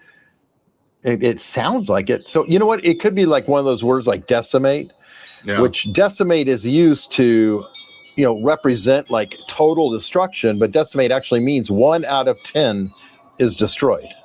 Oh, because so of it's the a minor of the deck. Yeah, exactly. Yeah, good point. New Jersey Kathy. Oh, great! Now I need to get a new flag for the LGBTQ LMNOP because it's expanded. I bet you. That's it. Yeah, I bet you. Yeah. God, try to fit it all in the flag. It's impressive she could rattle. How long do you think she practiced to say that? I don't know. How could anybody do it? I was so blown away by the fact that she just riffed that out there. Rattled it out there, and she's embittered that they had her. This is the woman up in Canada who apparently was the head of that government agency that dealt with it. But there were cutbacks, and apparently she was not happy about the cutbacks to her division, I think. Apparently. Let's see. I saw somebody who's getting a snarky comment, but yeah, went by too quickly. Okay, so we've got, let me pull this one up. It's a very generous super chat. Looks like somebody wants to start a fight, though. Let's see. The moon landings are a hoax. It is worth debating. I'd recommend invite of Bart Seabrill. It was not all a positive hoax. Spoiler, some people died. What? Also, if I drive by your house, that doesn't mean I went to your house. We didn't go back. Oh, I see. Well, there we go. By circling the moon, we have. No, I agree with that part. Definitely, circling the moon doesn't mean we went back. I use the landing on the moon as going back, my personal measuring stick. But that's fair. Yeah, that's what I would. I agree with them on that. But I don't know about having. They didn't represent it that way. What did they represent it as? The farthest distance traveled from the planet ever recorded. So That's true. That's true they too. orbited out farther away, and then that's what they said. And that's yeah. I mean, they will have to land on the moon the next time, and they will use it for a launching pad to Mars, from what I remember them discussing last year. And if it's Americans, it's a great spot for remember Star Wars? Well, the Mars launch will be a hoax then, and the landing the second time on the moon will have to be a hoax. I don't know how you're going to deal with that one at that point, because if you invest emotionally that the first one was a hoax, you have to double down for the second one. Otherwise, that will be the first moon landing. The second one will be the first moon landing. I agree. I mean, but again, I'm sure there are people who are saying that they actually did not do with this now. Oh, really? I'm sure there are. I mean, the Earth. But what does that mean? How does it work with the world being flat? What does that mean to us, though? What are we supposed to do? Have an argument with these people? There's so much going on in the world. Am I supposed to stop and debate some guy who says the first moon landing didn't happen? I have so many things I want to talk about and discuss with rational people. I would have to maybe be 15 years old with a lot of free time and a bong full of weed to have that discussion. Well, Mark, you are a movie guy, so I guess you could discuss the filmic contribution of Stanley Kubrick, right? Or Capricorn 1. Or Capricorn 1, sure. Let me see. Diffuse 56 gifted 10 America's Untold Stories memberships. Thank you, Tractor Guy. We do appreciate that. And Sean Lucan also gifted 10 memberships. And again, thank you, Sean. Thank you both very, very much. We do appreciate it. And it does help out a lot. It really does. Oh, here we go. We got one person. Here we go. I believe the moon landing was real, and I'm sticking to my opinion. Okay. All right. That's a good one. And haven't 12 people landed on the moon already? I mean, it's more than just. Yeah. I think it literally was a dozen. So I think it was. I think it's like 12 people have been on the moon. Yeah, I think so it was. They all faked it, every single one. And what is the reason again? What is the motivation? Actually, that was a funny thing, because remember, Bill Maher had Candace Owens on, and she was questioning that, and she said, "Well, if they landed, why didn't they go back?" He goes, "They did." Like 12 times, and it was 12 times. He did say 12 times. He did say 12 times. So yeah, he's right. Hello. Let me see. Big Bill 767. Mark is so right about the missing scientists. Biden's open border is going to bite us for the next 30 years. We have spies with us for China, Russia, Iran, and every other evil walk of life. Stay tuned for more. Yeah, Big Bill, that's what I was implying. Thank you for spelling it out so clearly and making that donation. That is my take on this thing. I don't know what other take it could be other than they were transported by telebeam to another planet. And I believe that is also why there is silence, radio silence in the media about this story. I think they don't want to give credit to having these scientists plucked out of our country and taken back to their countries. I mean, what do you do about it? Do you just start ranting and raving? Let's say that just hypothetically, the Chinese or the Pakistani or whoever kidnapped these scientists and killed the other ones. What do? You look like a schmuck if you acknowledge it, Eric. You look like a schmuck. Also, it's like you can't protect your own scientists. No, that's what I mean. You look like a schmuck. Yeah. That's what I'm saying. I mean, I assume quietly behind the scenes they're pursuing something, but the lack of media coverage on this thing is breathtaking. These are missing people. I mean, it's, forget about what's her name's grandmother, mother in Tucson. These are top brainiac scientists who are missing or dead. I agree. Charlie, Florida, 4204. If the moon launches were a hoax, what was Apollo 13? A fake goof? Good point. Again. Why advertise the failure? Yeah, that's not good. That's not good, Eric. I think tomorrow's headlines might be Vance wakes up in Islamabad, doesn't know where to go or what to do at this point. I mean, I guess they've, as somebody said, they've gone this far for 19 hours. I wouldn't want to fly 38 consecutive hours by simply turning around. I think they'll make some attempt, and I believe the Iranians will make hay out of it. I think so too, but what do you think about the fact, and somebody posted on it, the late Ayatollah had given standing orders, and I don't remember how many divisions there are, but it's like 19 or 37. It is a number of fully autonomous divisions with missiles, armies, all of that. Yeah. And their literal job was, if you lose contact or central authority, whatever, you just attack.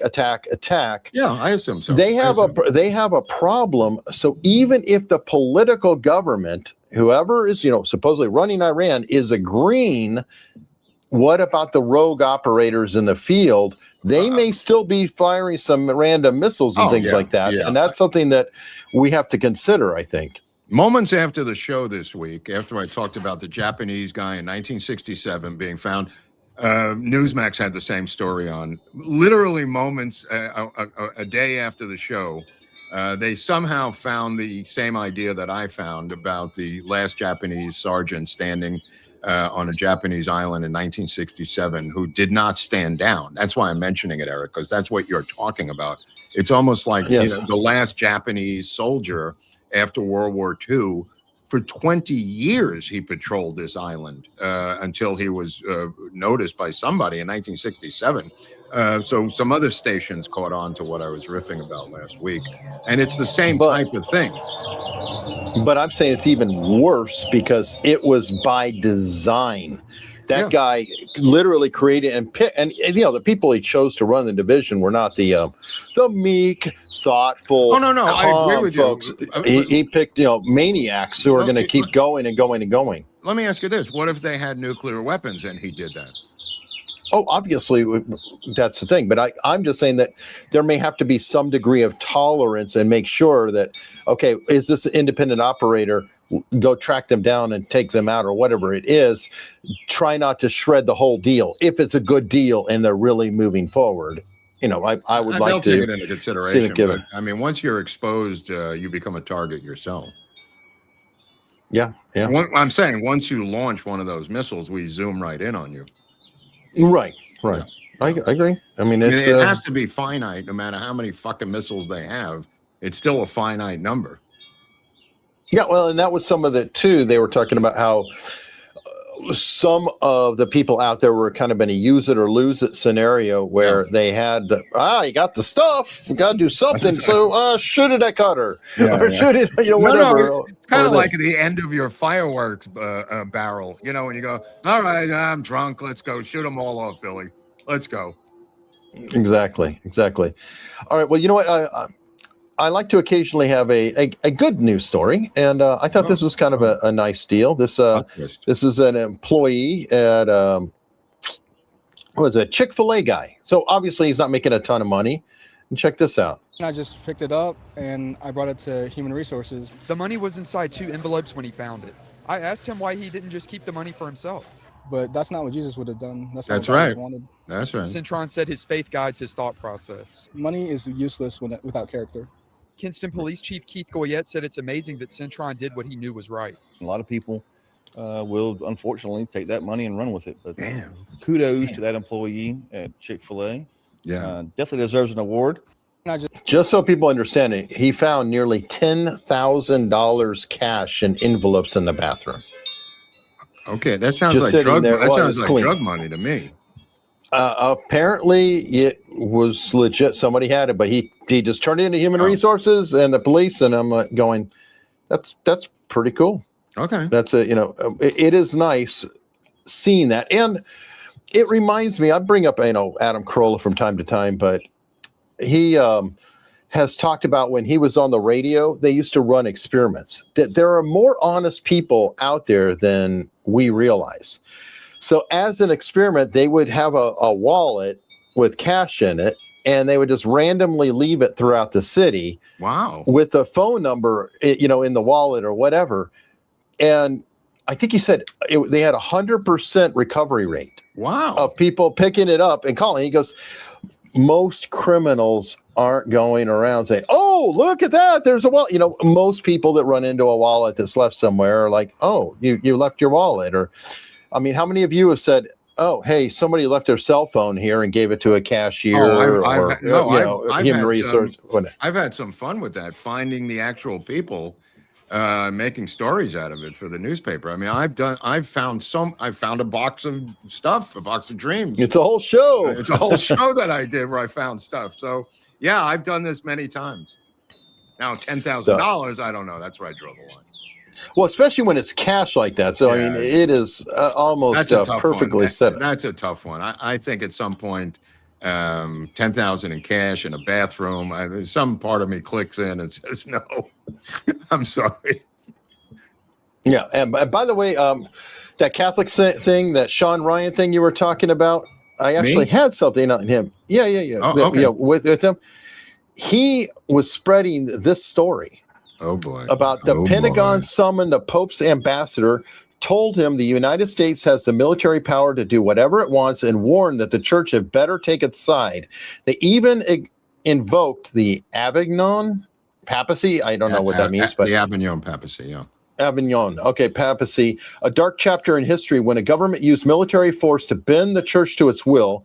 So where exactly does this end? If the Pope refuses to fall in line, what's the next move? Bomb the Vatican. This is Sean Ryan posting this, right?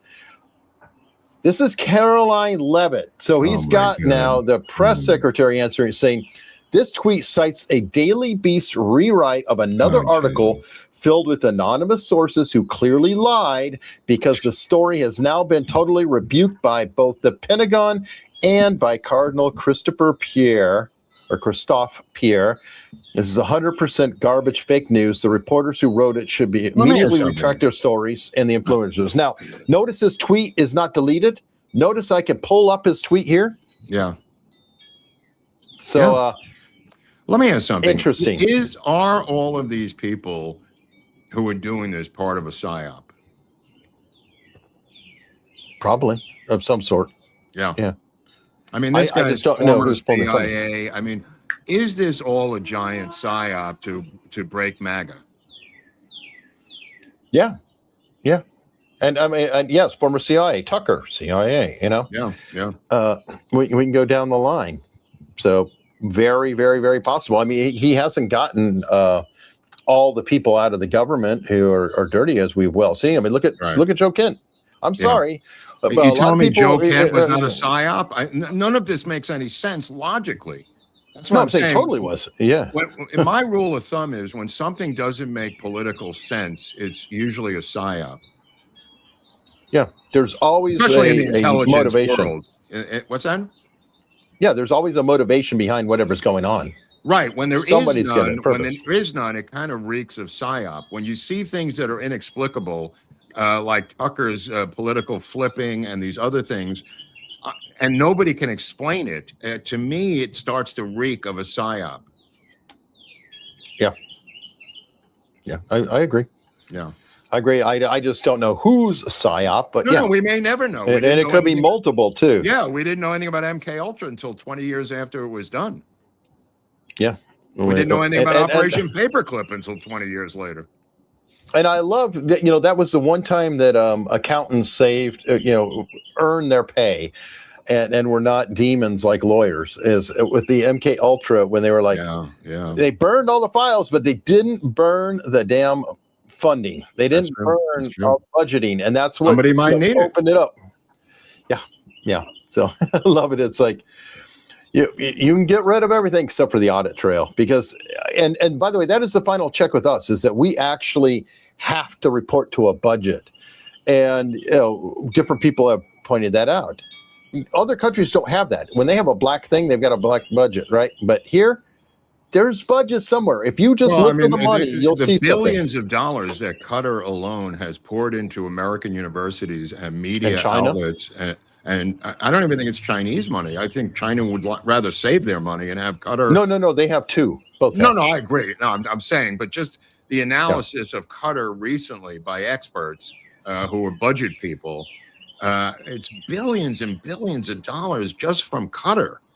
I mean, I agree, China's another subject, but just talking about how Qatar has used their money to completely flip the zeitgeist of some areas of the culture against Trump and against Israel and pro-Iranian. It's an amazing demonstration of what money can do.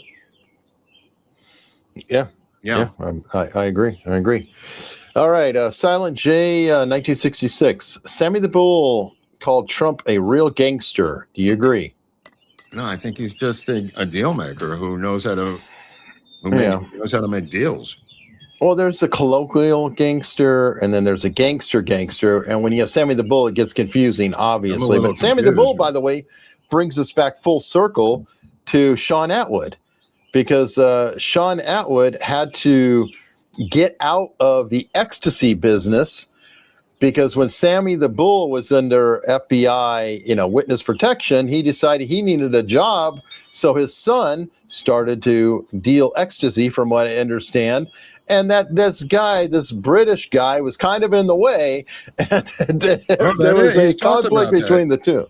Hasn't he talked about that? He has. This is all on the record. I mean, statute of limitations, whatever. Yeah. Sean Atwood can't come to the United States. He was deported forever, in Tucson. But he actually spent time with Joe Arpaio.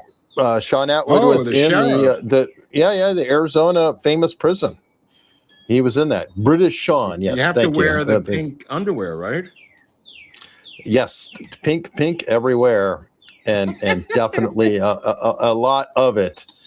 Speaking of which, Joe Arpaio, of course, Henry Hill also was a major ecstasy dealer while he was in the witness protection program, and ended up addicted to his own drugs and alcohol. Ended up in Kabod in West LA, the Jewish treatment center, and then wrote a cookbook of Italian recipes for the women there.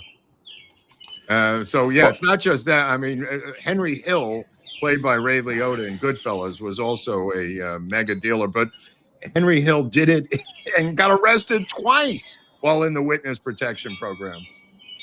You know what I love, though, is these guys, where do they ultimately go? Well, Sammy the Bull, podcasting. Michael Francis, a podcaster. Sean Atwood, a podcaster. So it is kind of funny that where do organized crime people who live retire? Well, I think a lot of them, there's a stop off before you get there, and that's rehab. Potentially. Yeah, no, that makes sense. Well, we are going to, I think, carry on this chat, this lovely, lovely chat, in our locals community, especially as it's getting dark. My time is starting to get limited. I do have a portable light here, but I do hope. Okay, they're saying Francis was never a druggie. Okay, that's fine. I don't know. I'm not an expert on Michael Francis. I just know that he was involved with organized crime, admittedly, and he served a lot of time, and his father was too. Involved in organized crime invariably involved drugs. So what did he just not do? Oh, sure. Well, I don't think he was. I think he was doing like car deals and stuff, and number rackets, or I don't know. They have different. Some are prostitution specialists, some are drug specialists. There's two groups I never believe, and that's the mob and the CIA. They're both full of shit. and don't ever and they try all the time to make them into reliable sources. It really is humorous, especially with the mob. They go, "Hey, dude, this guy Giancana couldn't be lying. He's a cutthroat mobster," and all of them are. They're professional bullshit artists and criminals, but they must be right about this because it's a good story. Good point. Good point. Here we go. Dental Cracker. Eric can't afford outdoor lighting. So much for super chat money. There you go. More super chats, everybody. So I can have more emergency outdoor lighting. I do have some, guys, but anyway, we do appreciate it. We're almost 2 hours in. It's not that crazy. Oh, that's enough. Let's go over to the other show. Yeah. Are you going to be see able our to make people the connection over there, or? Oh, yeah. We're just continuing right here. So it'll just keep on flowing, and we'll go over to locals and right on. Keep the conversation happening. Right. Everybody, thank you for tuning in. I hope you consider following us on structured.locals.com.